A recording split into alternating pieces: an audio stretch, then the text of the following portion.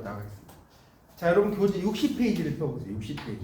자, 교재 60페이지 펴면서 제가 먼저 보면 설명을 드릴게요. 적절한 어휘의 선택이라고 나옵니다. 60페이지 보세요. 적절한 어휘의 선택. 말 그대로 적절하게 어휘를 쓰라는 거예요. 근데 이제 적절한 어휘를 선택을 하려면 뭐가 중요하냐? 제가 다 읽지는 않겠습니다. 태고의 원칙이라고, 태고의 유래. 60페이지에 하나, 둘, 셋, 넷, 다섯째 줄에 보면 태고의 유래 이런 말이 있을 거예요. 요게 좀 중요한데, 그럼 태고가 뭔지는 알죠?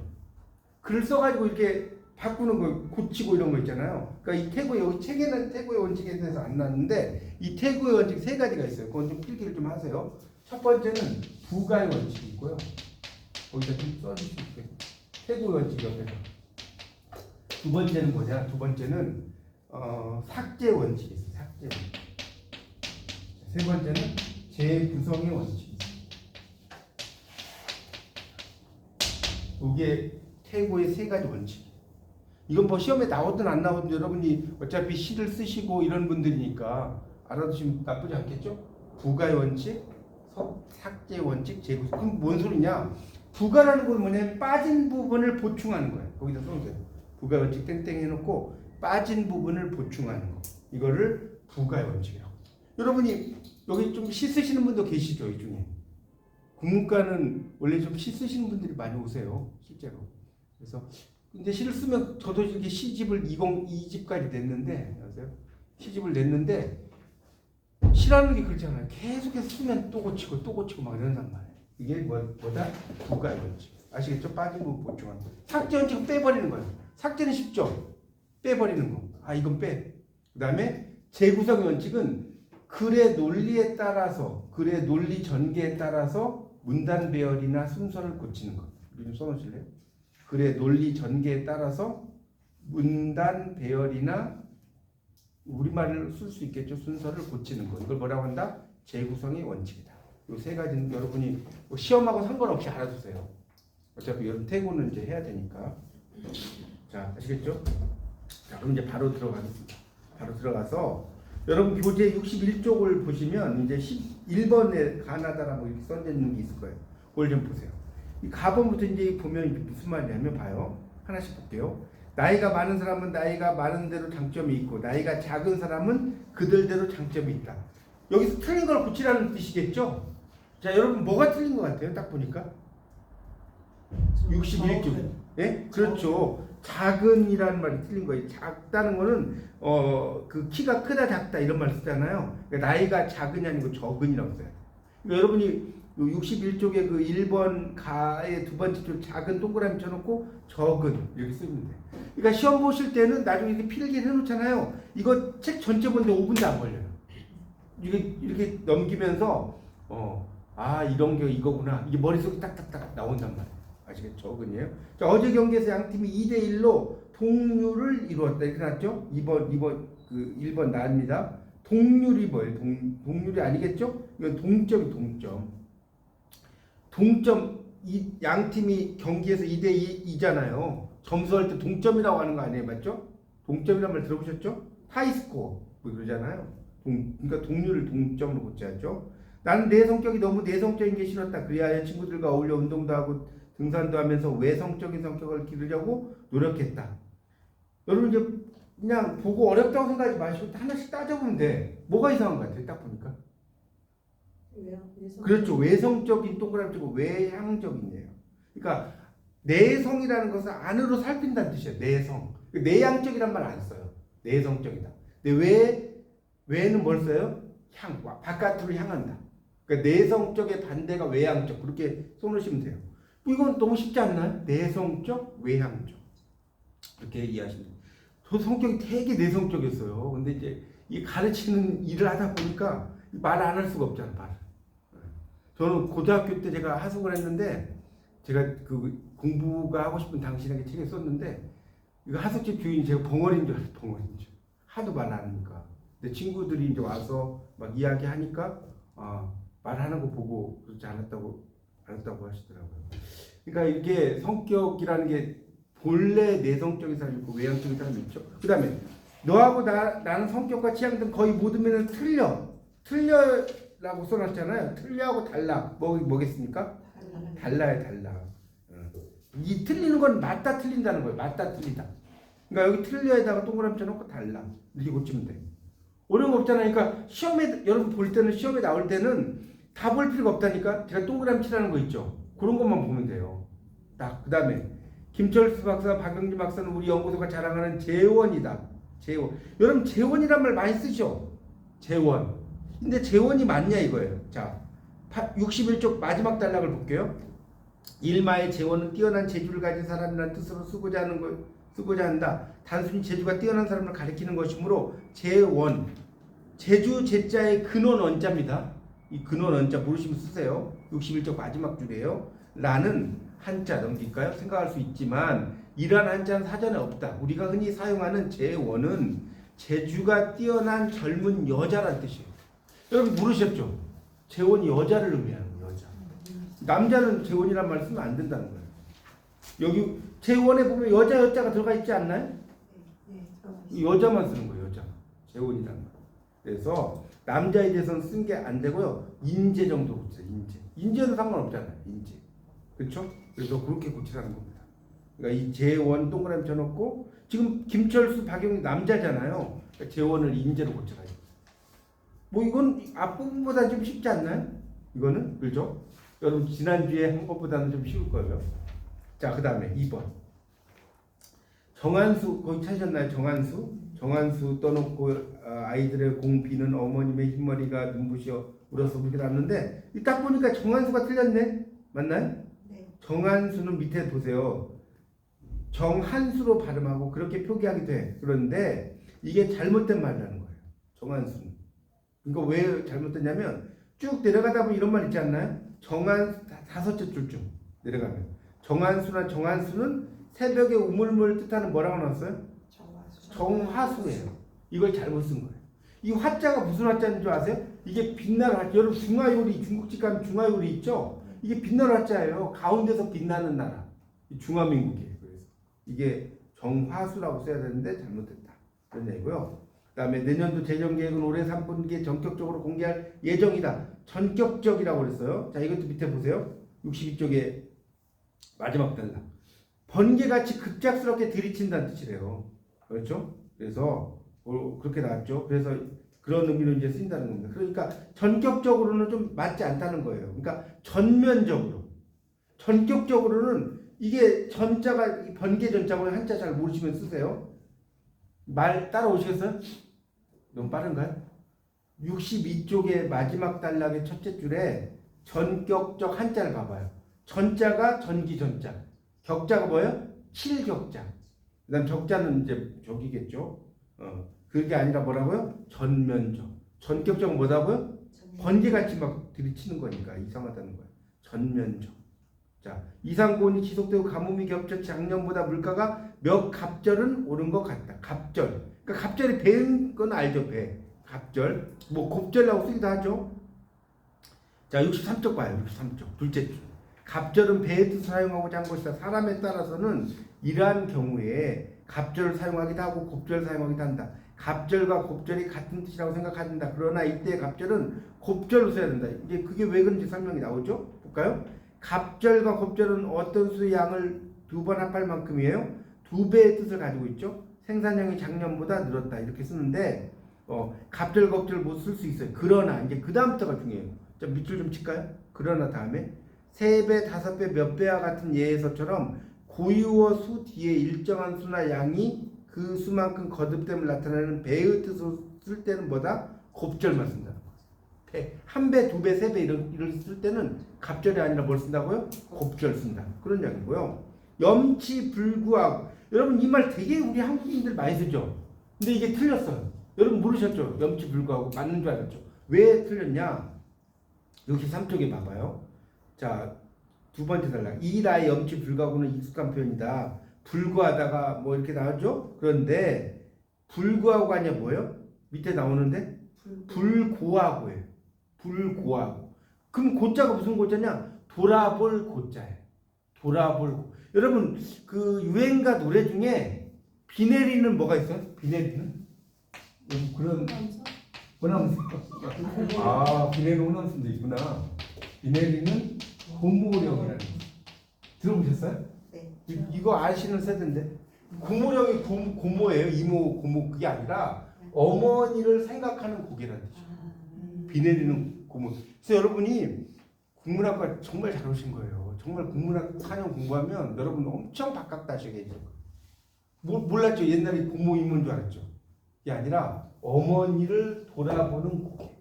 어머니의 손을 잡고 뭐 돌아설 적에 노래 아니에요? 있죠. 몰라요? 하여튼 고모령이 그런 뜻입니다. 그러니까 염치를 생각하지 않고니까 불구하고가 아니라 뭐다? 불구하고다. 이렇게 이해하시면 됩니다. 불구하고. 그러니까 여러분 이런 문제가 나중에 나오면 다 볼 필요가 없다니까. 딱 첫 보면 앱니다. 옛날에 그거 유행 있었잖아요. 그러니까 중요한 포인트만 딱 잡으면 된다는 거죠. 자, 그 다음 3번 63쪽입니다. 형이 지금 기분이 안 좋으니까 화를 돋구지 않도록 이렇게 나왔어. 돋구다. 있죠? 63쪽 하나씩 이제 보면서 볼게요. 자, 삼가에서처럼 흔히 화를 돋구다, 싱싱한 봄나물이 입맛을 돋군다. 이렇게 많이 쓰죠? 돋구다는 제일 마지막 줄 봐요. 어떤 감정이 생겨나게 하다, 입맛이 당기게 하다 라는 뜻을 쓰고자 한 것이다. 그러나 이때의 돋구다는 잘못 쓴 것이고 뭐로 고치라고 써놨어요? 도두다에 도두다. 그러니까 돋구다에는 이러한 뜻이 없고 안경의 도수를 높게 하다 뜻만 있어서 눈이 침침한 것을 보니 안경의 도수를 돋굴 때가 되었나 보다와 같이 쓴다는 거예요. 그러니까 우리도 그냥 뭐 봄나물이 입맛을 돋군다 이렇게 많이 쓰잖아요. 화를 돋군다 뭐 이렇게 쓰잖아요. 근데 실제로는 그렇게 쓰면 안 된다는 거예요. 돋우다라고 쓴다는 거예요. 그러니까 도단하게 이 우라는 것은 뭐냐면 사역 경험이에요. 사역 경험이 시키는 거 있죠. 시키는 거. 뭐뭐 하기 시킨다는 말 들어보셨어요? 그런 걸 사역형이라고 하거든요. 그렇게 이해하시면 되고요. 그 다음에 또 우리가 잘못 쓰는 게 뭐냐면 철순 유난히 주의가 산만한 학생이다. 뭐가 틀린 것 같아요? 주위가 맞을까요? 주의가 맞을까요? 의가 맞아요. 주위가 틀렸어요. 주위가 아니야. 주의가 산만해. 그렇죠. 주의가 산만해. 그러니까 주의라는 건 뭐예요? 한 곳에 집중하는 거예요. 포커스하는 거. 그걸 주라고 합니다. 아시겠죠? 거기 64쪽 보세요. 64쪽에 두 번째 단락의 둘째 줄에 보면 주의 한자 있죠? 요게 원래 물될 주자의 생각 의자예요. 그 물수변 있잖아요. 물될 주자. 생각의. 생각에 물을 댄다는 거예요. 그런 뜻입니다. 그렇게 이해하시면 돼요. 자, 그 다음에 토론자는 자기 말을 들어달라는 사람들의 주의를 환기했다. 환기는 불러일으켰다는 거예요. 그럼 이것도 쉽죠? 주위를 환기했다라고 나왔잖아요. 주위를 환기했다? 뭐가 그런 거예요? 주위가 여기 지금 아까 주위가 산만하다고 했잖아요. 주의 맞죠? 그럼 주위를 환기했다가 맞겠어요? 주의를 환기했다가 맞겠어요? 주의가 아까 관심이 집중하는 게 주의라고 아까 제가 말씀을 드렸잖아요. 그렇죠? 이해가시죠? 그러니까 주의의 주의. 그 다음에 어떻게 나를 제껴두고 너희들끼리 놀러갈 수 있니? 제껴두고가 맞을까요? 제쳐두고가 맞을까요? 자, 64쪽에 네 번째 단락 좀 봐요. 삼나에서처럼 제치다를 써야 할 자리에 특히 구어에서 제끼다를 쓰는 경우가 적지 않다. 이때 제치다는 일정한 대상이나 범위에서 빼다라는 뜻을 가지고 있는데 제끼다를 잘못 쓴 것이다. 이외에도 상대선 수수를 제끼고 골을 넣었다. 이렇게 쓰죠. 매출액에서 회사를 제끼고 1등을 했다. 뭐 이런 것들이 있다는 거예요. 그래서 제끼다를 잘못 쓰곤 한다는 거예요. 그러니까 제끼다가 아니라 제치다. 그러니까 우리가 제낀다란 말은 못 쓰는 거예요. 그냥 한국에서 그냥 그렇게 쓰니까 여러분도 제낀다는 말 쓰지 않았나요? 쓰죠. 근데 표준 문법에는 쓰지 않나요? 제치다가 그 이야기예요. 제치다. 쓰거나 젖히다. 거기 64쪽이 제일 마지막 줄 보세요. 나오죠? 제치다를 쓰거나 뭐라고 나왔어요? 젖히다를 쓰라고 나옵니다. 그렇게 이해하시면 됩니다. 그러니까 이걸 공부를 할 때 뭐 지금 뭐 다 여러분이 암기를 할 수는 없어요. 지금 암기 해봤자 나중에 또 다 까먹어요. 그러니까 지금은 암기한 머리 아프고 그냥 이렇게 표시만 해놓으세요. 표시만. 지금 표시만 해놓고 나중에 시험 보시기 한 여러분 일주일 전 되면요. 막 눈이 막 뭐라고 할까? 600만 불의 사나이처럼 잘 돌아갈 거예요. 이렇게. 그래서 그때 포인트만 잘 보면 됩니다. 자, 65쪽 보세요. 65쪽. 자, 여기도 틀린 것들을 이제 보는 겁니다. 봐요. 65쪽 뭐라고 나왔어요? 지금까지 자신을 밝히 남을 도와왔던 화제의 장본인을 소개하겠습니다. 이렇게 나왔네요. 맞나요? 장본인이 맞을까요? 장본인? 주인공. 네, 그렇죠. 이 장본인은 안 좋을 때 쓰는 거예요. 안 좋을 때. 나쁠 때 쓰는 거예요. 자, 여러분 이게 뉴스 같은 데 보면 화재 장본인이란 말 쓰는데 이게 틀린 말이에요. 주인공이 주인공. 왜냐면 밑에 나오죠. 65쪽에 그 인용문 바로 밑에 두 번째 줄. 장본인의 의미는 어떤 일을 꾀하여 일으킨 바로 그 사람이다. 이렇게 나오죠. 그러나 주인공과 달리 장본인 네 번째 줄 봐봐요. 윗줄 쳐보세요. 뭐가 나와요? 제가 지금 말씀드렸잖아요. 부정적인 의미가 포함되어 있다. 나오죠? 그래서 우리 마을 속대밭으로 만든 장본인이다. 이렇게. 부정적. 자, 일이 돌아가는 걸로 보면 사단이나 여러분 이 사단 동그라미 쳐봐. 이것도 되게 많이 쓰죠. 사단이 났다가 아니라 사단이 맞아요. 사단. 사단이 났다 이거 뭐죠? 드라마 볼 때 사단이 났다 이런 말 많이 쓰더라고요. 틀린 말이에요. 자, 봐요. 밑에 달라. 사단은 사고나 탈이라는 뜻을 사용하는 것이다. 여러분 사자는 일사자는 알 거고 단자가 무슨 단자인 줄 알아요? 단. 사단의 단자 한자 봐봐요. 모르시죠? 단이 뭐냐면 단서라고 하면 알겠어. 단서? 단서란 말 쓰지 않아요? 단서 안 들어보셨네? 실마리 뭐에 단서 이런 말 쓰잖아요. 일에 단서 그 단자거든요. 하여튼 근데 뭐 모르시면 넘어가세요. 어쨌든 사고나 탈난 뜻을 사용한 것이다. 그래서 실제로 사단을 이렇게 쓰는 것이 되어 있지만 이렇게 쓰는 것은 잘못됐다는 거. 봐요. 사건의 단서 일에 실마리 나오죠. 실마리 이게 단서예요. 그래서 거의 없다는 거예요. 큰일이 벌어진 것을 사단이 났습니다. 이게 틀렸고 밑에 뭐라고 났어요? 사단이라는 것이 밑에 나오죠. 사람 그 밑에 보면 사단이다. 사단. 여기 사고나 탈이라는 뜻을 가진 것은 사단이다 이렇게 있지 않나요? 네. 밑에서 한 8, 9째 줄에 그 이야기예요. 사단. 그 다음 이왕이 모둠회를 먹는 것이 실속이 있을 것 같다. 모둠회란 말도 되게 많이 써요. 모둠회를 먹는다 이런 말 밑에 봐요. 마지막 해물 모둠 이런 것처럼. 그런데 모둠은 동사 모다와 연결시킨 건데 잘못했다. 해물 모둠회와 같이 모둠을 쓰래요. 여러분도 이거 모둠회라고 이렇게 뭐지 횟집 같은 데 가면 나오지 않나요?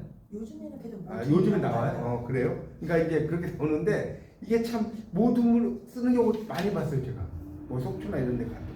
그러니까 물론 이제 그렇게 쓰는 분도 있는데 모둠이 맞다는 거, 모둠. 그렇게 알아두시고 수석학교는 어려움과 굴하지 않는 꾸준히 노력한 탓이다. 이거는 여러분 확실히 알겠죠? 탓이다. 여러분 탓이 좋은 말이에요? 탓은 나쁜 말이에요. 뭐 못되면 조상 탓 이런 말 쓰잖아요. 못되면 조상 탓. 그때 쓰면 돼. 탓한다. 탓은 그러니까 여기는 탓이 아니라 때문으로 고쳐요. 때문. 노력한 때문. 그러니까 여러분 밑에 봐봐요. 65쪽에 밑에 막 길게 설명 나왔죠. 이런 거는 무시하면 돼. 공부는 제가 저번 첫 스타디 수업할 때 말씀드렸죠. 공부는 이 책을 다 읽는 게 능사가 아니에요. 제 말씀이 좀 더 이해가 쉽죠. 이렇게 설명 들으면서 들으니까. 덕분 때문 다 써도 되는 거죠? 예, 그렇죠. 예. 그러니까 이런 거 뭐 덕분도 상관이 없겠죠. 때문 다 되는 거 같습니다. 하여튼 그래서 여러분이 그렇게 딱 보고 이게 뭐가 틀렸네 이것만 알면 된다니까. 이걸 다 뭐 밑에 있는 거 읽을 필요가 없어요. 자, 그 다음 보세요. 5번부터 볼게요. 그러니까 이게 공부는 이렇게 여러분 생각 어느 세월에 내가 이거 다 하냐 이렇게 생각하시면 못해요. 저 군대 있을 때 막 행군하잖아요. 언제 막 100km 행군하지? 앞에 사람 발 보고 가다 보면 100km 행군했어. 그거 똑같은 거거든요. 여러분이 스텝 바이 스텝으로 가다 보면 여러분 백두산을 가, 한라산을 가. 처음에는 못 갈 것 같잖아요. 한 발 두 발 갔다 보면 올라가는 거예요. 그러니까 이거를 하나하나씩 따져보면 됩니다. 자, 그 다음에 66쪽. 이번에 추천된 총리후보자는 교육부총리 역임했다. 여러분 역임이란 말 우리 많이 쓰잖아요. 역임 이런 말 쓰는데 자 역임 자 보세요. 66쪽 밑에 이게 이제 역임이라는 게 보면 지낼 역자예요. 역자가 임은 맡을 임자. 한자를 그래서 여러분 국어를 공부할 때는 뭘 알면 좋냐면 한자를 알면 되게 유리해요. 그죠? 지낼 역 맡을 임자거든요. 그래서 뭐 여러 가지 요직을 여기마다 뭐 이렇게 씁니다. 그런데 밑에 보세요. 오가에서처럼 하나의 직에 대해서 여기마다를 쓰는 것은 맞지 않다. 이때 여기마다는 지내다라고 하는 것이 좋다. 왜냐하면 역임이라는 건 여러 역할을 쓰는 거예요. 뭔 말인지 알겠죠? 하나의 역할만 하는 게 아니라 이것도 하고 저것도 하고 다 하는 걸 역임이라고 하는데 교육부 총리를 역임했다고 쓸 수 없다는 거죠. 지냈다. 자, 입상자들이 잔상합당 상장을 수여받았다. 여러분 이 말도 되게 많이 쓰죠. 근데 67쪽 봐봐요. 수여는 증서, 상자, 훈장 등을 이라는 뜻이거든요. 왜 그러냐면 이 숫자가 줄 숫자예요. 여러분 한자를 보시면 한자 봐봐요. 좀 설명드릴게요. 한자에서 이 숫자가 두 개가 있는데 요 글자가 있고 좀 풀기 좀 하세요. 요 글자가 있고 요 글자가 있어요. 그럼 어떤 게 줄 수고 어떤 게 받을 숫자? 요게 손이 있잖아요. 이게 줄 수예요. 손이 없어요? 받을 수. 그러니까 이걸 어떻게 이해하면 되냐면 이게 손 숫자란 말이에요. 손 숫자. 여러분 주는 것은 어때요? 내가 손이 있어야 주는 거죠. 그렇지 않나요? 내가 손이 없는데 줄 수 없잖아요. 근데 받는 거는 그냥 거기다 놔두세요. 할 수 있어 없어요? 없어요? 내가 이게 시집을 이렇게 들려고 하면 그냥 저기다 놔두세요. 이렇게 할 수 있잖아요. 예를 들어서 무슨 말 이해 가시죠? 그래서 요게 줄 수고 요게 받을 수예요. 공부를 할 때 이렇게 하면 이해가 되게 쉬워요. 이게 주는 거구나. 그래서 이 수는 줄 숫자란 말이에요. 그래서 상장을 준다는 거죠. 수여는 상을 주는 주체자 측에서 하는 것이라는 거예요. 상장을 주는 입장에서는 수여하다를 쓸 수 있지만 받는 입장에 쓸 수 없다는, 그러니까 수여 받다 밑에 나오죠. 는 상을 주는 입장과 의미상 맞지 않다. 그래서 받는 입장에서는 그냥 뭐라고 써요? 받았다. 그러니까 상장을 수여 받았다 이렇게 쓰지 말고 뭐라고요? 받았다. 그러니까 이때는 수여 동그라미 쳐보세요. 나번에 수여 동그라미 쳐가지고 이럴 때는 뜻이 어떻게 되냐면 돼지꼬리 두 개. 이 삭제라는 뜻이에요. 돼지꼬리 두 개. 수여에다가 이렇게 하면 돼지꼬리 두 개. 수여, 그러니까 받았던 뜻입니다. 차가 많이 막혔지만 다행히 접수 마감 시간 전에 도착해서 지원서를 무사히 접수했다. 여기 이제 답번에 나옵니다. 이것도 보세요. 67쪽에 접수는 신청이나 두 번째 단락, 신고 등을 구두나 문서로 받다는 뜻이기 때문에 접수하다는 를 받는 입장을 나타낸 것이다. 따라서 청구서에 가서 이거는 접수하다가 아니라 접수시키다. 여기 지금 접수했다가 아니라 뭐라고 붙이라고요? 접수시켰다. 그러니까 시험은요 이 예문에서만 나와요. 바뀌어서 안 나와. 이해가요? 바뀌어서 안 나오니까 이런 문제가 딱 나오면 여러분이 포인트만 딱 잡으면 돼. 이거 틀렸네 이렇게. 그다음에 경기 침체로 인해서 본물을 이루고 있다. 나번에 본물을 이루고 있다. 자, 이것도 지금 뭡니까? 본물을 이루다 이런 말 많이 쓰잖아요. 보가 물이 터졌다는 거 아닙니까? 보에게 물이 이런 얘기거든요. 그래서 본물을 이루다를 한꺼번에 많이 발생하는 경우를 나타내는 뜻으로 쓸 수는 없다는 거. 이건 이제 보의 괴인 물이니까 본물이 터졌을 때, 그렇죠? 그러니까 이럴 때는 본물을 이루고 있다 이렇게 쓰지 말고 만약에 쓰려면 어떻게 써야 돼? 67쪽 봐봐. 67쪽 6번 예문에서 세 줄 올라가서 따옴표 있나요? 찾았어요? 예. 거기 밑줄 쳐봐요. 경기 침체로 인해 최근에 빌라와 연립주택 등 경매가 본물 터지듯이 급격하게 증가하고 있다. 본물 터지듯이 이렇게 쓰라는 거예요. 직유법을 써가지고 본물 터지듯이 그렇게만 쓰면 된다는 거예요. 그런 이야기예요. 어려운 이야기 아니잖아요. 자, 그렇게 하고 넘어가겠습니다. 6번 이곳은 예스러운 모습을 잘 간직하고 있다. 자, 이것도 어때? 여러분 예스럽다 이런 말 되게 많이 쓰잖아요. 근데 예스럽다가 틀렸어요. 예스럽다요. 시옷이와 없어야 돼. 예스럽다. 이거 잘못 쓴 거예요. 근데 지금도 한국에서 공부해서 예스럽다 되게 많이 씁니다. 그 다음에 바쁘신 와중에서 신경 써줘서 감사합니다 이렇게 나왔어요. 자, 여러분 잘 봐요. 와중에라는 말이 이게 좋은 뜻이에요? 나쁜 뜻이에요? 나쁜 뜻이에요. 와중이라는 거. 와중이라는 건 왜 와중이 나쁜 뜻인지 봐봐요. 68쪽 봐요. 자, 거기 중간 부분 볼까요? 중간 부분. 자, 육나에서 와중에서는 하는 중의 뜻인데 와중의 뜻은 흐르는 물이 소용돌이 치는 가운데라는 뜻이에요. 그러니까 이 와자가 무슨 와자야? 소용돌이 칠 와자예요. 한자 잘 모르시면 써보세요. 소용돌이 칠 와자라. 그래서 근래에는 와중이라는 말로 쓰이는데 복잡하게 얽히고 설킨 와중에, 전란의 와중에 이렇게 쓰는 거예요. 그러니까 여기 지금 나온 것처럼 뭡니까? 바쁘신 와중에 쓰면 돼, 안 돼? 안 된다는 바쁘신 가운데를 쓰거나 바쁘신 중에를 쓰거나 이렇게 써야 되겠지. 그렇죠? 그 이야기고. 그 다음에 장례식 전에 영구가 학교를 거쳐가 영구 알죠? 학교를 거쳐가게 되는데 마지막으로 학교를 나가는 길을 환송하기 위해 학생들이 이제 줄을 졌어. 환송한다는 말 되게 많이 쓰죠. 환송한다. 근데 68쪽이 마지막 단락 봐. 환송의 환자가 기쁠 한자고 송자가 보낼 송자예요.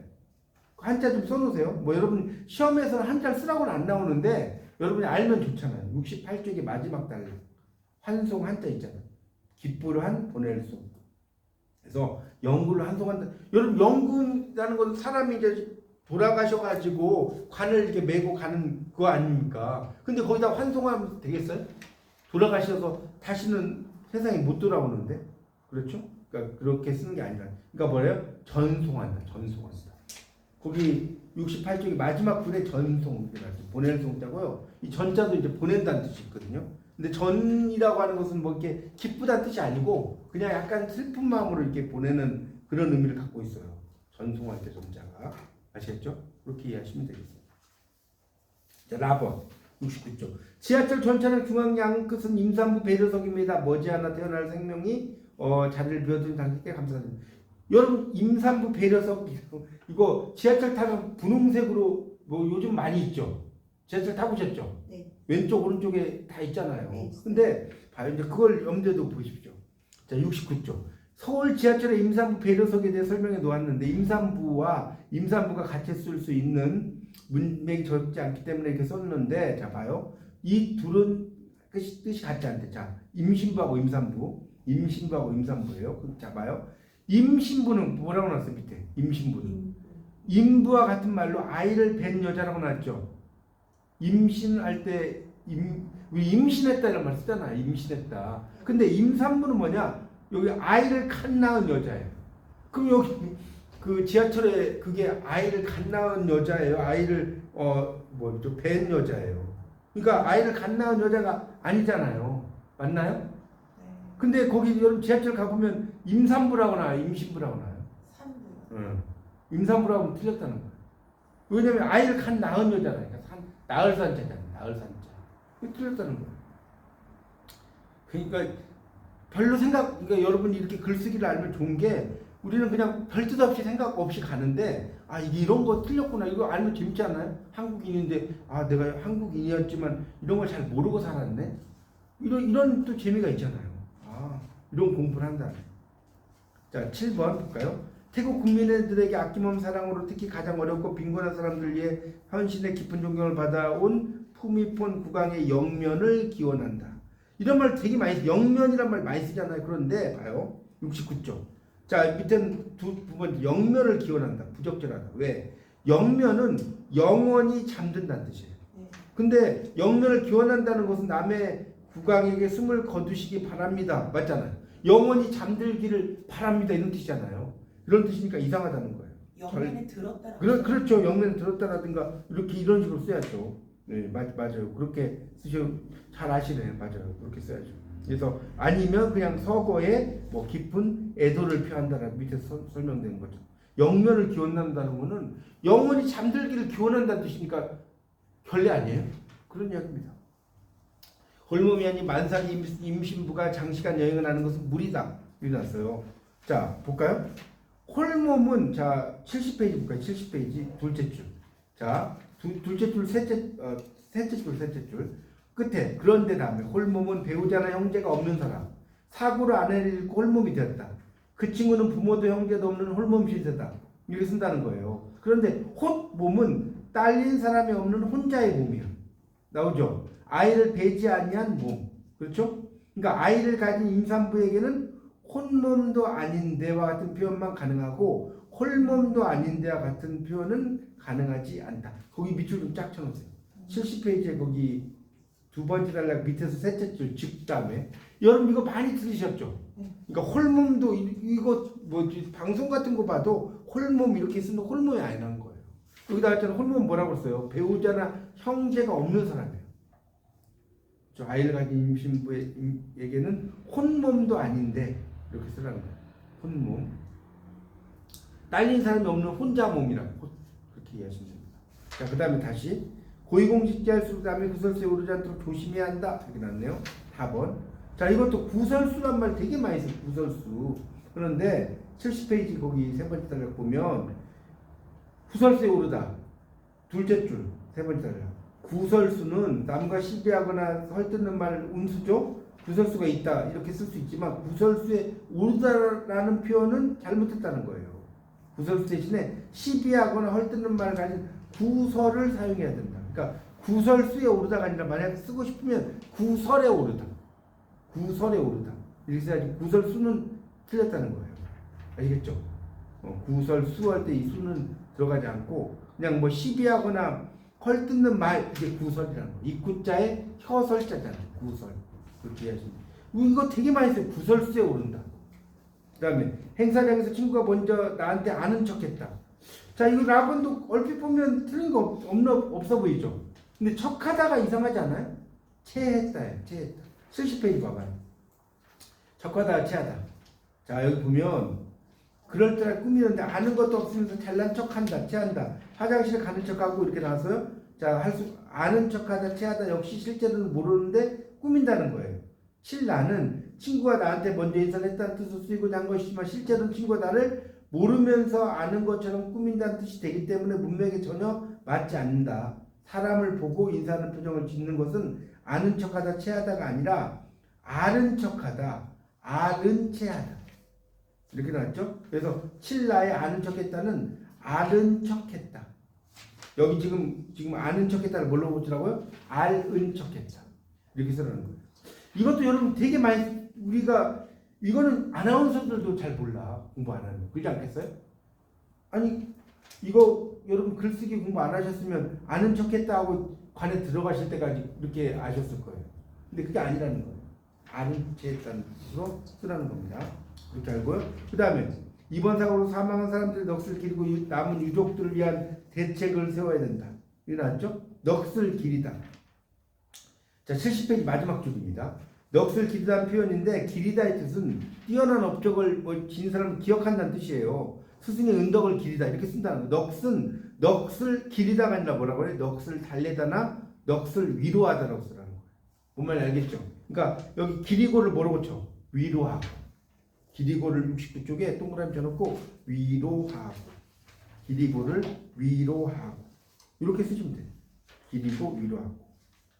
자, 되셨죠? 그렇게 이제 하시면 돼요. 그러니까 제가 다시 말씀드리지만 이 책에서 여러분이 이제 가장 어려운 부분이 78쪽까지일 거예요. 78쪽을 넘어가면 그 다음은 좀 쉬워요. 그러니까 난 이거 다 여기 너무 힘들다 그럼 어떻게 공부하냐면 시험 볼 때 이렇게 생각하시면 돼요. 내가 맞다고 생각하는 것이 틀린 거야. 그렇게 생각하셔도 돼요. 난 이거 외우는데 나는 소질이 없어. 그러면 내가 맞다고 생각하는 게 다 틀린 거예요. 그렇게 생각하셔도 뭐 시험 문제 푸는 지장은 없을 거예요. 어차피 객관식이기 때문에. 그러니까 방송대 공부가 좀 단점이 뭐냐면 이게 객관식으로 나오다 보니까 지식이 습자지 지식이란 말 들어봤어요? 습자지 지식이어서 깊이가 없어. 이게 객관식으로는 잘 찍는데 이거 설명해 보세요. 그럼 잘 몰라. 그렇게 돼버려요. 그러니까 여러분이 꼭 그런 시험에 그것만 생각하지 마시고 그 다음에 좀 어려운 단어가 나오는데 71쪽에 두 번째 단락에 보면 둘째 줄에 공기란 말이 있을 거예요. 있나요? 71쪽에 두 번째 단락에 둘째 줄에 공기라고 있지 않아요? 안 보여요? 71쪽 두 번째 단락 봐봐요. 다음에 애들도 어휘 선택에 문제가 있는 것인데 다른 문장 성분과의 공기가 이런 거예요. 공기가 뭐예요? 뭐 떠다니는 공기예요? 박공기. 에어 박공기예요? 그래서 한자를 알아야 돼요. 이 공자는 함께 공자고요. 기자는 일어날 기자예요. 자, 공기란 말은 뭔 소리인지 모르겠다. 이렇게 쓰면 아실 거예요. 호응이란 뜻이에요.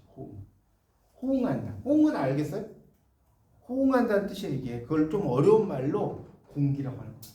함께 일어난다. 호응한다. 그렇게 이해하시면 됩니다. 공기가 공기에. 예를 들어 왜냐하면 하면 때문이다. 이게 호응하죠. 맞잖아요. 그런 걸 공기라고 하는 거예요. 자, 보세요. 시험 71쪽입니다. 8번 가. 시험 준비에 시달린 탓인지 신체가 많이 줄었다. 자, 밑에 보세요. 신체가 튼튼하다, 허약하다 같이 쓸 수는 있으나 신체가 줄 수는 없다. 이런 문맥에서는 이렇게 나왔죠. 이상하다는 거예요. 그러니까 체중이나 성적이 상승하다, 신체가 줄다처럼 자연스러운 표현이 아니다. 상승의 의미는 낮은 데서 위로 올라가는 거죠. 성적이 향상된 것도 위로 올라가시는 거라고 못할 이유가 없어 보인다. 그러나 단어의 호응 관계는 의미만으로 결정되는 것은 아니다. 성적에 대해서는 오르다, 내리다, 향상하다. 그러니까 성적도 많이 성적에 대해서 나오죠. 그 오르다, 내리다, 향상하다, 상승했다라고 써요. 상승했다. 이런 말도 틀린 거죠. 신체가 많이 이런 것도 체중 이렇게 써야지. 몸이나 그러니까 신체가 많이 줄었다 같은 경우 가는 뭐로 고치나? 몸 체중으로 고쳐보세요. 신체 동그라미처럼 몸 체중이 줄었다 해야지 신체가 줄었다면 이상하다 이거. 두 번째는 성적이 상승했다가 아니면 성적은 오르다, 내리다 이런 식으로 쓰는 게 좋다는 거예요. 자율방범대원들은 주민 안전을 보호하기 위해 애쓰고 있다. 자, 이것도 얼핏 보면 맞는 것 같잖아요. 그런데 파일 4는 밑에 봐요. 자, 이렇게 보호하는 대상이 주민이거나 주민의 생활 수는 있어도 안전일 수는 없다는 거예요. 그래서 보호하는 대신에 뭐라? 보장하다 쓸 수도 있고, 주민의 안전 대신에 주민의 생활을 써서 자율방범대원들은 주민의 생활을 보호하기 위해 쓰고 있다. 뭔 말 알겠죠? 그러니까 안전이라는 말을 지금 71쪽 보고 있습니다. 71쪽에 8, 4번에 자율방범대원들은 주민의 안전 동그라미 치고 뭘 고치라고? 생활을 보호하기 위해 애쓰고 있다. 그러니까 여러분이 이런 생각을 별로 안 하고 보면 답이 안 보여. 다 맞는데? 뭐가 틀렸죠? 이런 생각할 수 있어요.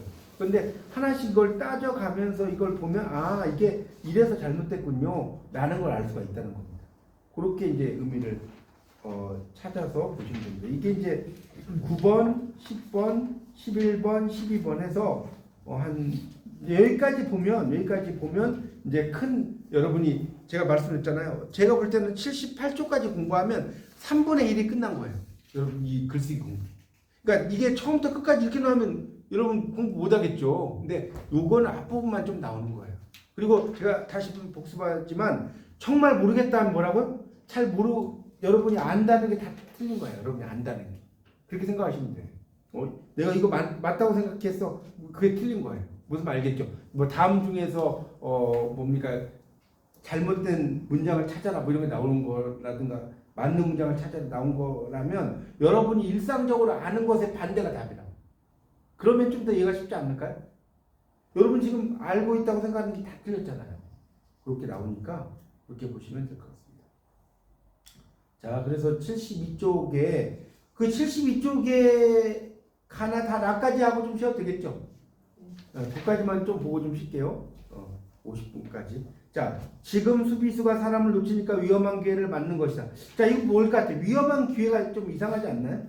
그러니까 기회는 무슨 일을 하기 좋은 시기란 말이에요. 그러니까 위험한 순간 또는 위험한 순간이라고 쓰거나 위기라고 쓰거나 위험한 기회는 이상하다.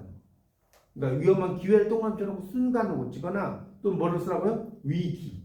둘 중에 하나. 우리 학교 농구팀은 실내 월등한 열세를 극복하지 못하고 상대팀에게 지고 말았다. 이렇게 나왔어요. 밑에도 먼저 보세요. 훈아의 월등한 열세도 월등하다는 거는 뛰어나다는 거잖아요. 열세는 다른 것보다 떨어진 거잖아요. 그래서 월등한 열세를 현저한 열세, 그러니까 월등한 밑줄 치고 현저한으로 보세요. 월등하다는 건 뛰어난 거 아니에요? 여러분 월등하다는 말 들어봤죠? 근데 열세가 맞냐 이거야. 현저한 열세. 그 다음에 프랑스 대표팀은 7성 월드컵 우승팀 다음 면모를 발휘하였다. 이렇게 나왔어요. 자, 이것도 얼핏 보면 많이 쓰는 말이잖아요. 면모를 발휘하였다. 근데 봐요. 구다에서는 자, 면모는 얼굴의 모양, 사람이나 사물의 겉모습, 댐댐이. 그렇죠? 그래서 발휘하다는 힘, 능력, 실력 등과 같이 단어들을 목적으로 취해야만 의미를 온전하게 나타낼 수 있다. 면모 대신에 뭐예요? 실력을 발휘하다.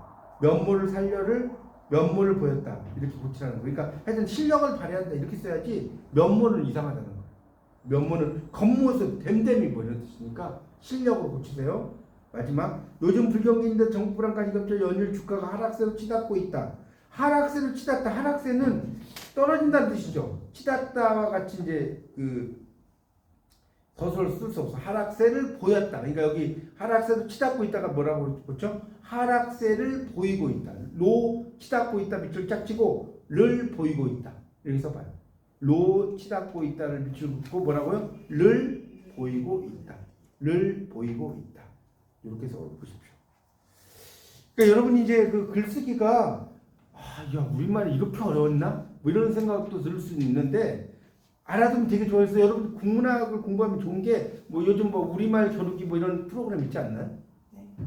그런 프로그램을 이렇게 보면 되게 유리해요. 여러분 이제 그런 우리 국문학 공부하다 보면 아 이게 이런 뜻이었네, 이게 이런 뜻이었네, 이런 걸 좀 알 수가 있습니다. 그러니까 지금은 이걸 암기하는 말 제가 전혀 안 들 테니까 지금 암기해봤자 의미가 없어. 그냥 지금은 그냥 표시만 이렇게 해놓으시고요. 나중에 이제 시험 보실 때 쭉 이렇게 훑어보시면서 그것들 정리하시면 시험 보시기 한 여러분이 일주일 전에는 정말 막 뭐죠?